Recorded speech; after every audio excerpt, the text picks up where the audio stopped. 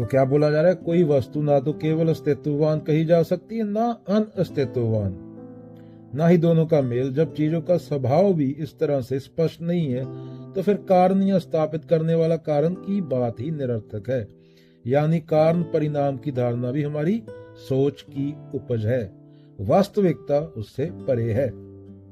बच्चा सपने में आइसक्रीम खा रहा है, क्या आइसक्रीम वास्तव में है? नहीं। क्या वह बिल्कुल नहीं है? नहीं, क्योंकि उसने सपना देखा।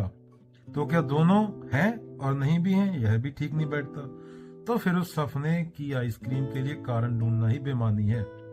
एक बच्चा पानी में चांद की प्रतिबिंब देखता है, चांद की फोटो देखता है, वह कहता है यह चांद है। दूसरा बच्चा कहता है नहीं यह चांद नहीं है। तीसरा कहता है यह दोनों है और नहीं भी है।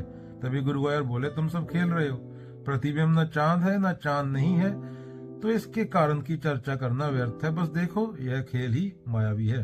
तो बच्चों अगेन क्या बोला जा रहा है, जब कोई वस्तु या घटना ना तो है के रूप में साबित हो सकती है, ना नहीं है के रूप में, और ना ही दोनों के रूप में, तो फिर कोई उत्पन्न करने वाला कारण कैसे हो सकता है?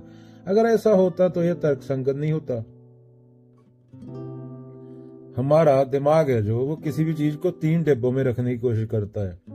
यह है, एग्जिस्ट करती है, यह एक ठोस असली चीज है। यह नहीं है, इट डजंट एग्जिस्ट, बस एक कल्पना है, असली नहीं है। वह दोनों है, इट इज बोथ, यह है भी और नहीं भी, यह तर्क से संभव नहीं। तो नागार्जुन कहते हैं कोई वस्तु कोई भी घटना इन तीनों में से किसी भी डिब्बे में फिट नहीं बैठती। उदाहरण ले लो, सोचो तुम सिनेमा हॉल में एक फिल्म देख रहे हो, पर्दे पर एक शेर दौड़ रहा है। अब शेर कार्य के बारे में सोचते हैं, क्या शेर है? नहीं है। अगर तुम पर्दे को छुओगे तो वहां कोई शेर नहीं मिलेगा, बस रोशनी और छाया का खेल है, उसका कोई अपना स्वतंत्र अस्तित्व नहीं है। क्या शेर नहीं है? यह भी नहीं कह रहे, वह तुम्हें साफ साफ दिख रहा है, उसकी दहाड़ सुनकर तुम डर भी रहे हो, वह एक अनुभव के रूप में तो मौजूद है।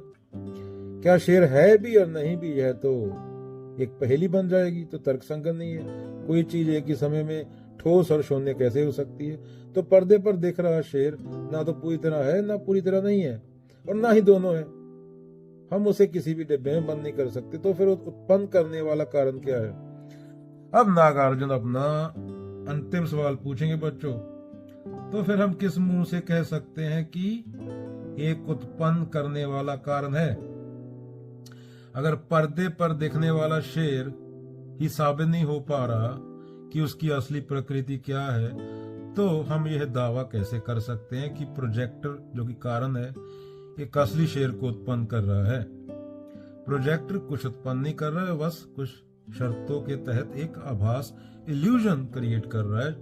क्योंकि कार्य शेर की अपनी कोई ठोस सत्ता नहीं है, इसलिए कारण जो प्रोजेक्टर है को भी उत्पन्न करने वाला कहना सिर्फ एक भाषा का खेल है, सच्चाई नहीं। यह तर्क हमें बताता है कारण और कार्य दोनों का स्वभाव एक जैसा है, शून्य। वे दोनों एक दूसरे पर निर्भर हैं। जैसे सपने में देखी गई घटना और उस घटना का कारण, सपने में ना तो कारण असली होता है ना ही कार्य, पूरा सपना ही एक आभास होता है।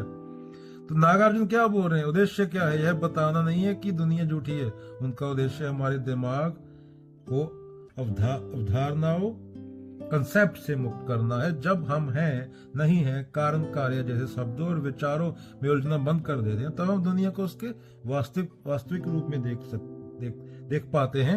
एक जादुई निरंतर बहता हुआ प्रवाह, यहाँ कुछ भी पकड़ा नहीं जा सकता और इसलिए सब कुछ संभव है। एक दिन 2 बच्चे बारिश के बाद आसमान में इंद्रधनुष देखने लगे। पहला बोला देखो रंगों का पुल है, मैं जाकर उस पर चलूंगा। दूसरा बोला नहीं, असली नहीं है, बस आकाश में बना धोखा है। वो दौड़कर इंद्रधनुष पकड़ने गए, पर जैसे जैसे पास गए इंद्रधनुष गायब होता गया। गुरु ने समझाया बेटा, इंद्रधनुष न पूरी तरह है और न पूरी तरह नहीं है, वह सिर्फ तब दिखता है जब बारिश की बूंदें और सूरज की रोशनी मिलती है। अगर बूंदे ना तो इंद्रधनुष नहीं दिखेगा। क्या? अगर बूंदे ना हो तो इंद्रधनुष नहीं दिखेगा, अगर सूरज ना हो तो भी नहीं दिखेगा।